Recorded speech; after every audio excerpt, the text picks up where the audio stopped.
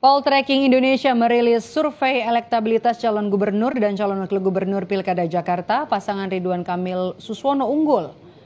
Berdasarkan survei, pasangan Ridwan Kamil Suswono unggul dengan elektabilitas 47,5%, kemudian disusul pasangan Pramono Anung Rano Karno 31,5%, dan selanjutnya di posisi terakhir pasangan dari Independen Dharma Pongrekun Kunwardana dengan 5,1%. Sementara 15,9% menyatakan tidak tahu.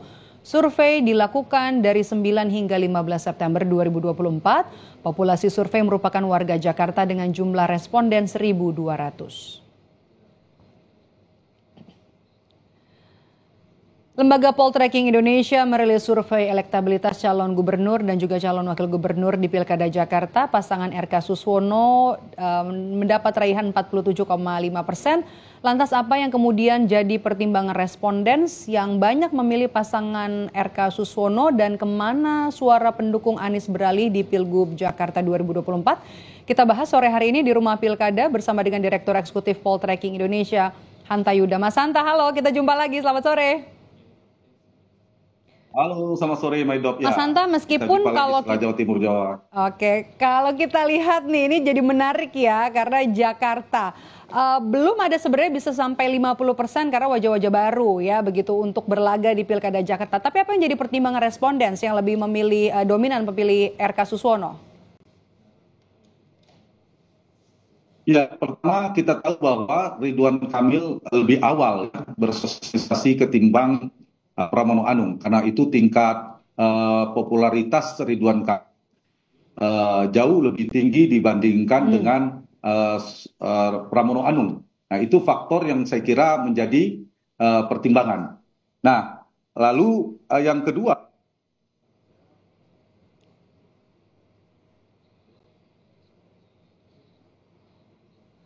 Oke.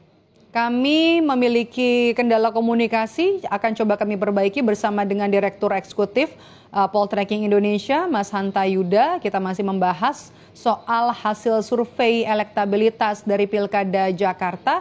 47,5% ini mendukung unggul diraih oleh RK Suswono. Mas Hanta sudah bisa kembali bergabung bersama kami? Masih di mute sepertinya Mas Hanta. Kami masih akan coba perbaiki hubungan komunikasi kami dengan direktur. Oke, Mas Hanta, kita bergabung kembali. Apa yang kemudian, boleh disilakan dilanjutkan, apa yang kemudian jadi alasan dominan memilih pasangan RK Suswono?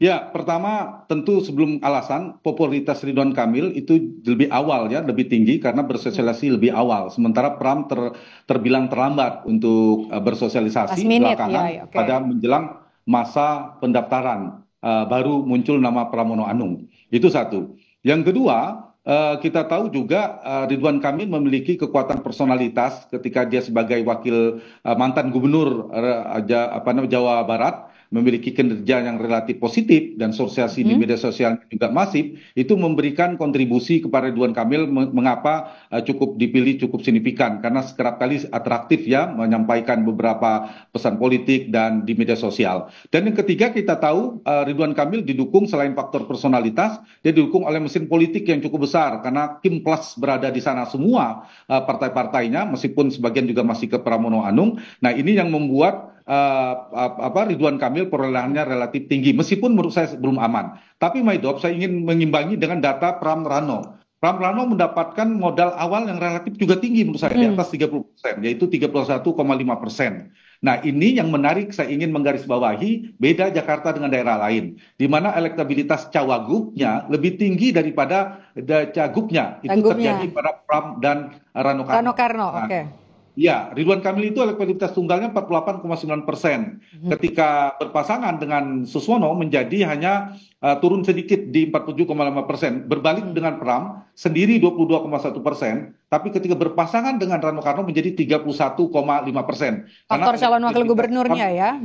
Ya, kontribusi wakil gubernurnya. Nah, kalau ini bisa disosialisasikan terus, itu memberikan dampak positif bagi Pram untuk mengimbangi kekuatan Ridwan Kamil. Ditambah mesin politik PD Perjuangan yang biasanya juga bisa diandalkan selain PKS. Nah, Suswono itu tidak kontributif secara elektoral alias non variable, tapi dia membawa basis PKS yang biasanya juga strategis dan bisa diandalkan mesin politiknya. Mhm, ini juga oke, ini juga jadi menarik ya karena sebelum kampanye dimulai bahkan sebelum penetapan ini juga ketiga paslon ini berusaha untuk menggait para pendukungnya Anies Baswedan. Nah, visi misinya Anies juga kemudian dibagikan, ada bahkan yang mau melanjutkan kemudian apa yang sudah dilakukan oleh gubernur pendahulunya termasuk Anies Baswedan. Nah, yang paling ingin ditanya adalah kemana suara pendukung Anies Baswedan di Pilkada Jakarta dari hasil survei terbaru Poltreking?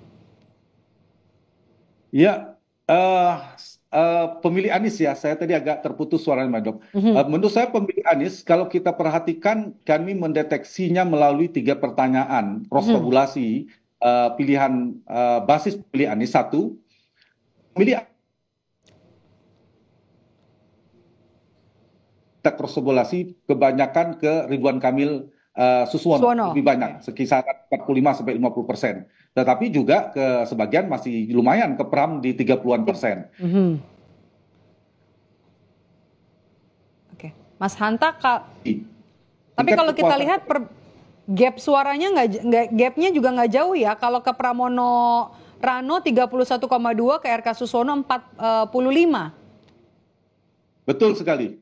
Ya, artinya selisihnya mereka terbelah, memang lebih banyak ke Ridwan Kamil, tapi ternyata ke Pram juga tidak sedikit pemilih perpresnya Anies. Yang kedua, yang mengapresiasi positif kerja Anies juga, yang puas dengan kerja Anies juga terbelah ke Ridwan Kamil lebih tinggi di kisaran angka yang sama dengan elektabilitas, tapi ke Pram juga ada 30% lebih. Yang ketiga, kita bisa melihat pemilih Anies pada Pilkada 2017 yang lalu di Jakarta, Maido. Itu juga sebagian besar ke Ridwan Kamil Suswono. Tapi lagi-lagi jaraknya tidak terlalu tebal dibandingkan ke Pram Rano. Karena itu menurut saya pemilih Anies simpulannya itu terbelah, meskipun cenderung lebih banyak kepada Ridwan Kamil Suswono, tapi tidak unggul sangat signifikan karena diimbangi juga dengan ke Pram juga lumayan banyak di atas 30% pemilih Anies. Oke, kalau kita lihat dari visi misi ketiga pasangan calon begitu, mana yang paling mendekati visi misi dari Anies Baswedan? Kalau kita lihat ya, Anies juga kan meskipun tidak jadi maju gitu ya di Pilgub Jakarta, tapi sudah memberikan visi misinya, Mas Hanta. Ya, kita petakan 2 hal dulu. Pemilih Anies ada yang otonom, jadi tidak terlalu berpengaruh pada isu Aniesnya. Yang kedua, yang sangat dependen, sangat bergantung pada arah telunjuk dukungan Anies kemana. Nah, pada yang kelompok kedua yang sangat terpengaruh pada Anies, mari kita bedah. Tentu yang paling figur-figur atau yang paling mendekati programnya, terasosiasi dengan brand connection-nya dengan Anies paling kuat, itu mungkin akan menjadi pusat perhatian, menarik perhatian pendukung Anies yang menunggu arah dukungan Anies tadi. Nah, karena itulah strategi bagi kedua kandidat, baik pasangan Ridwan Kamil maupun pasangan Pramono Anung, pasti akan mendekati, membuat irisan kedekatan dengan program Anies Baswedan. Karena 2 hal. Satu, memang program Anies sebagian besar diapresiasi positif. Kalau dalam rangka diapresiasi positif, artinya isu keberlanjutan itu jauh lebih tinggi daripada perubahan. Tapi kan Anies tidak jadi maju, sehingga itu tidak terlalu relevan. Yang kedua, itu bisa dibaca juga sebagai strategi kandidat untuk mengambil ceruk pemilih Anies sehingga mereka mengambil program yang ada kedekatan dengan Anies Baswedan. Per hari ini saya melihat keduanya cenderung ingin menunjukkan itu ke arah sana sehingga tidak ada yang terlalu dominan yang menunjukkan baik mereka melanjutkan program Anies terlalu sangat tegas, yang satunya mengatakan beda dengan Anies tidak ada, sehingga mereka betul-betul menjaga menarik perhatian pemilih pendukung Anies atau istilahnya anak abah yang tren di media sosial belakangan ini. Nah, itu yang saya kira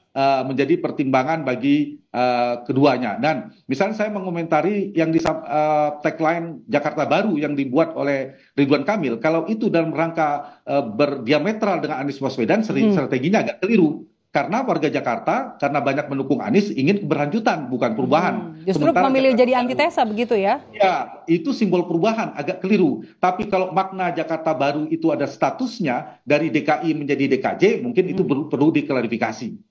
Itu perlu ada. Oke. Nah ini juga menarik nih kalau kita lihat undecided voters dan juga swing voters yang masih angkanya juga ada dan bisa jadi pertimbangan. Ini masih bisa merubah ya elektabilitas dari ketiga paslon, terutama nanti kalau debat juga sudah dimulai ya Mas Hanta. Iya, betul sekali. Ini data yang pasti disasar. Pertanyaan Maidop ini yang paling dicari oleh para kandidat, para tim pemenangan, di mana undecided 15,9% itu, di mana swing voters sebesar 42% itu. Mereka masih bisa berubah. Jadi jangan keliru sasaran. Kalau pergi ke pemilih loyal, datang ke pemilih yang sudah stabil, tidak berubah, itu tidak efektif. Nah, angkanya ternyata tinggi sekali di Jakarta, yaitu 42%. Itu masih mungkin berubah. Kemana titiknya, di kecamatan mana, di kelurahan mana, RT mana, itu yang mereka harus sosialisasi karena masih mungkin berubah. Perubahan inilah yang menyebabkan Jakarta sangat dinamis. Dan jangan lupa Jakarta di 2017, Anies Baswedan itu nomor 3 terus surveinya. 1,5 bulan menjelang putaran pertama baru naik di nomor 2, mepet dengan Pak Ahok, runner up, kemudian putaran kedua justru memenangkan pilkada. Karena dinamikanya sangat tinggi di Jakarta. Tingkat pemilih rasionalnya berdasarkan survei kami barusan ini, Maidop, 48, sekian %, hampir 50% pemilih rasional. Tinggi sekali. Mereka sangat mungkin menunggu isu-isu terkait dengan misalnya performa debat, bagaimana nanti kinerja debat, bagaimana komunikasinya, strategi komunikasinya, bagaimana mereka menyampaikan gagasan, bagaimana penguatan masalah akan dinilai oleh pemilih Jakarta yang rasional. Yang kedua, nanti efektif apa enggak mereka bersosialisasi, berkampanye di tempat sasaran yang tepat enggak? Personal branding yang mereka tawarkan, isunya apa, programnya apa, di tempat sasaran yang tepat atau tidak, di tempat di mana orang masih mungkin berubah, itu menjadi variabel penting. Dan yang ketiga adalah program itu sendiri. Isu-isu strategis seperti dulu Anies memenangkan Pilkada Jakarta, ada program apa yang bombastis, DP 0%, ada OKOC, ada isu reklamasi dan sebagainya. Nah, itu harus strategi itu harusnya masih bisa diulang lagi untuk 3 paslon ya. Oke. Oke, Mas Hanta, ini juga menarik tadi ketika Anda bilang ada undecided voters, kemudian juga swing voters. Ini sepertinya masih menunggu momen debat ya, yang mungkin bisa berlangsung secara panas. Ada 3 paslon di sini akan ikut bertarung. Nah, apakah kemudian 3 paslon ini punya peluang untuk melakukan suatu sebuah kejutan lah begitu di debat, atau justru nanti kalau ada blunder dari salah satu atau ketiga pasangan calon bisa mendegradasi elektabilitas mereka, atau justru sebenarnya mereka harus pilih main aman begitulah? Iya, kalau elektabilitasnya sudah tinggi, yang kedua seperti Maidop katakan, pilihannya main aman. Mari jaga harmoni, jangan saling serang. Kalau elektabilitasnya sudah 60%.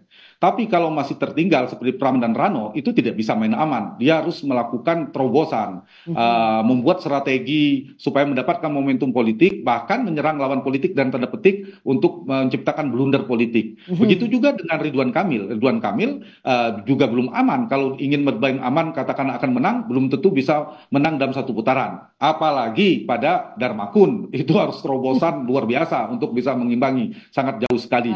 Jadi faktor debat ini untuk Jakarta dibandingkan di luar Jawa misalnya lebih determinan, lebih variabel yang berpengaruh, karena pemilih rasional paling banyak, tingkat pengetahuan politiknya tinggi, tingkat pergulian informasi tinggi. Jadi debat menurut saya memang pengaruh untuk menggerusnya jauh lebih besar daripada menaikkan kalau ada blunder politik. Maksud saya kalau misalnya tidak ada sesuatu yang menarik, ya biasa ada kenaikan tapi tidak terus signifikan. Tapi kalau tiba-tiba ada kandidat paslon atau salah satu melakukan blunder politik, itu sangat mungkin dengan satu kata saja, satu kalimat saja, itu bisa menggerus, mendegradasi kekuatan elektoral. Kita tunggu sepanas apa nanti debatnya ya Mas Hanta dari ketiga paslon yang akan berlaga di Pilkada Jakarta. Terima kasih sore hari ini sudah memberikan ulasan di Rumah Pilkada. Sehat selalu Mas Hanta.